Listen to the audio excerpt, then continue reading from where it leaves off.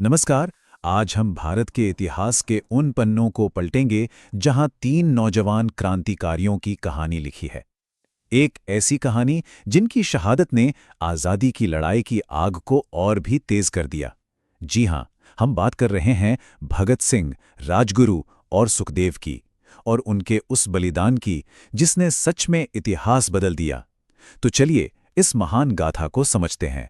तो देखिए, सबसे बड़ा सवाल यही उठता है कि आखिर क्यों महज 23 साल की उम्र में इन नौजवानों ने हंसते हंसते मौत को गले लगा लिया।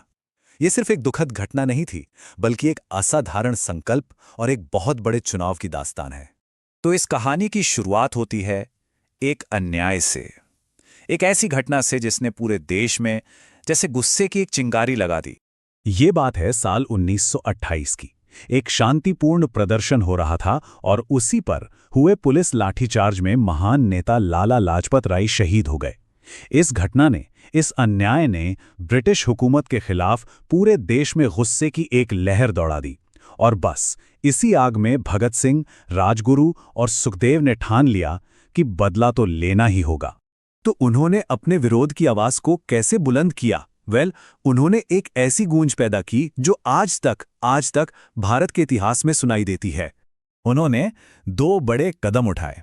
पहला, लाला लाजपत राय की मौत का बदला लेने के लिए British police officer John Saunders की हत्या की। और दूसरा, ठीक एक साल बाद 1929 में दिल्ली की सेंट्रल लेजिस्लेटिव असेंबली में बम फेंका। लेकिन यहां एक बात समझना बहुत जरूरी है। असेंबली में बम फेंकने का मकसद किसी को चोट पहुंचाना बिल्कुल नहीं था। जैसा कि उन्होंने खुद कहा, उनका लक्ष्य था बहरी हो चुकी सरकार के कानों तक अपनी आवाज पहुंचाना और देश की सोई हुई चेतना को उसे झकझोरना था। और देखिए, बम फेंकने के बाद वे भागे नहीं, बल्कि वहीं खड़े रहे और खुद अपनी गिरफ्तारी दी। इसी मौके पर उन्होंने पहली बार वो जोरदार नारा लगाया जो अमर हो गया, इंकलाब जिंदाबाद। ये सब उनकी रणनीति का हिस्सा था। वो अदालत को अपनी विचारधारा के प्रचार का एक मंच बनाना चाहते थे। उनकी गिरफ्तारी के बाद शुरू हुआ एक ऐतिहासिक मुकदमा, जिसे भारतीय इतिहास में एक खास नाम से जाना जाता है। ब्रिटिश सरकार ने भगत सिंह, राजगुरु और सुखदेव पर जो मुकदमा चलाया, उसे नाम दिया गया लाहौर षड्यंत्र केस। पर असल में ये सिर्फ एक कानूनी कार्रवाई नहीं थी। नहीं, ये साम्राज्यवाद और आज़ादी के विचारों के बीच एक सीधी लड़ाई बन गई थी। और इस मुकदमे का फैसला वही आया जिसकी सबको आशंका थी। तीनों क्रांतिकारियों को मौत की सजा सुनाई गई। और अब कहानी अपने सबसे मार्मिक लेकिन शायद सबसे गौरवशाली मोड़ पर पहुंचती है, जहां इन वीरों ने पूरी निडरता के साथ शहादत को स्वीकार किया। वो तारीख थी 23 मार्च 1931। जड़ा थी लाहौर सेंट्रल जेल, जहां इतिहास लिखा जाने वाला था। कहते हैं, तीनों क्रांतिकारी फांसी के तख्ते की ओर हंसते हुए और देशभक्ति के गीत गाते हुए पढ़े। उनके चेहरे पर डर का कोई नामो निशान नहीं था।